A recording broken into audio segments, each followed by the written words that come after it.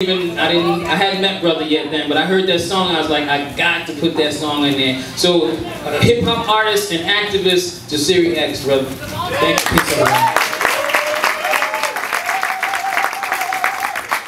You see how they gave the language warning before they gave the mic to the rap artists.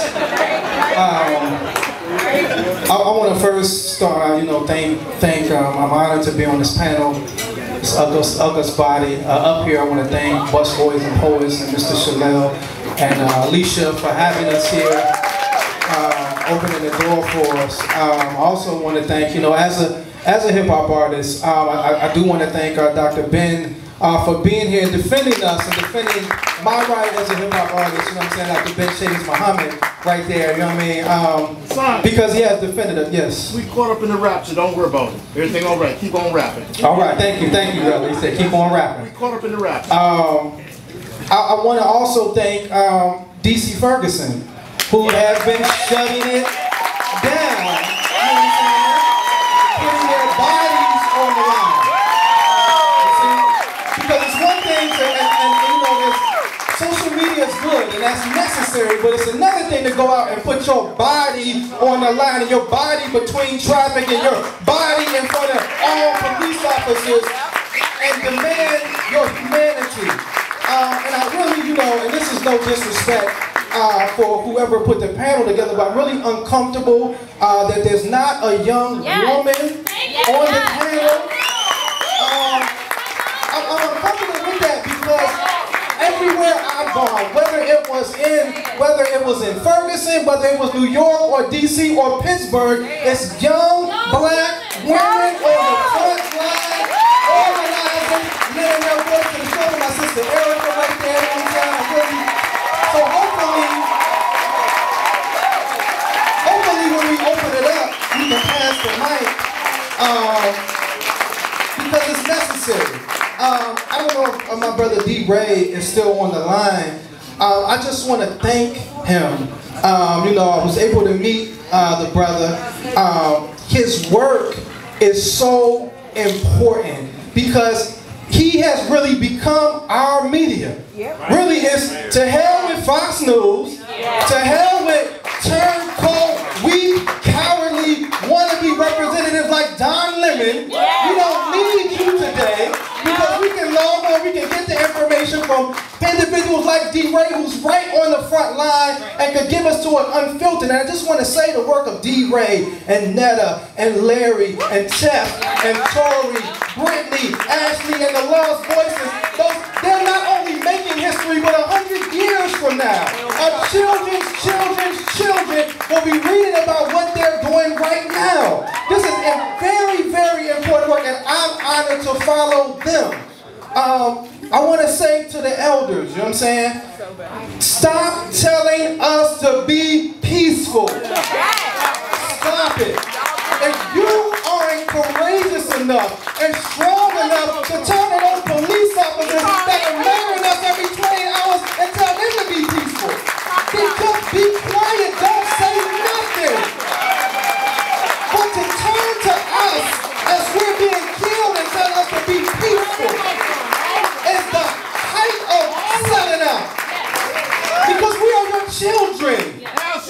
And you're supposed to protect and defend us, not vice versa. But you know what? We all right. You know what I'm saying? And I'll say this, because it's one thing to say, you mentioned what President Obama said. No legislation came out of burning a car. Well, guess what, President Obama? It was over 100 days of peaceful protest, but we didn't get a meeting with you then. But now when Ferguson burned, right? When protests start happening all over the country, now all of a sudden we can get you to the table. So you tell us. Because when we were asking you and peacefully protesting and doing direct action and getting arrested, you couldn't hear us. So sometimes the child, if you have children, and sometimes if that child is trying to get your attention and you're not listening, sometimes that child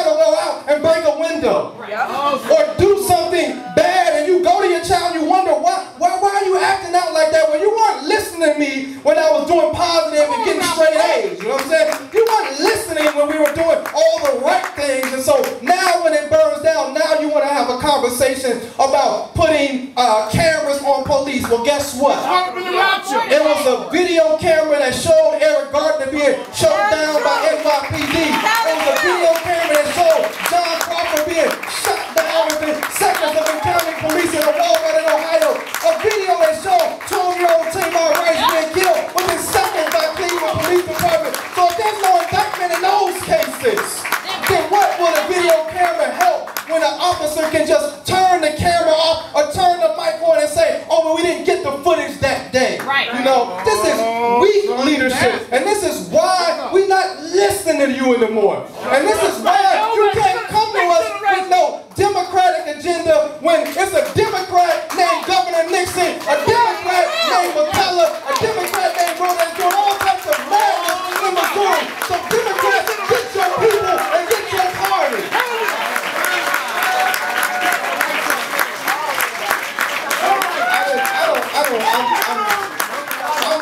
I'm angry, I'm upset, and I'm passionate. And this is out of love. You know what I'm saying? But I'm gonna tell you, we a different generation. You know what I'm saying? And you know, and I really want to, you know, I don't want nobody to get fined, but we a generation that might use a certain language. We might wear a shirt like my brother had. And it's not to be offensive to you. You know what I'm saying? But it's out of our passion and our love. And really, unfortunately, we're the generation that has been abandoned. You know, we were the generation that, you know, because when you look at Ferguson, these are the young brothers and sisters from the street. These aren't college folks. These are street organizations. These are Crips and Bloods that came together. These are people that came right off the block. So we're not as polished as you are. You know what I'm saying? So, but you know, maybe we would have been if you would have came back into those neighborhoods and communities after you got your position, after you got elected. You know what I'm saying? Maybe we would have been. You know?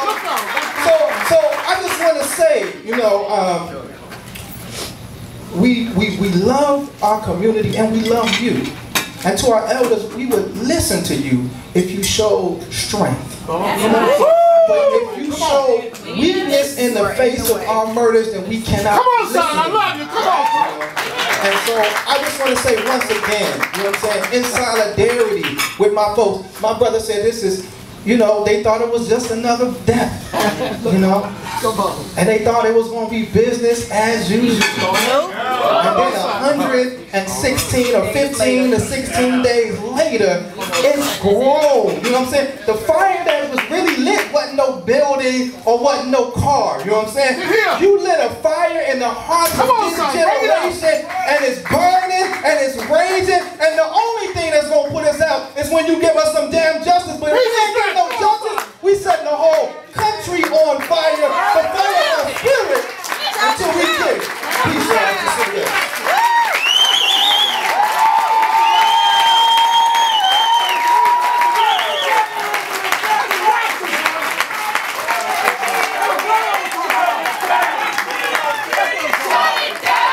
No justice, no peace. No justice, no peace. No justice, no peace. No justice, no peace. No justice. That's the rapture son Grandma was talking about.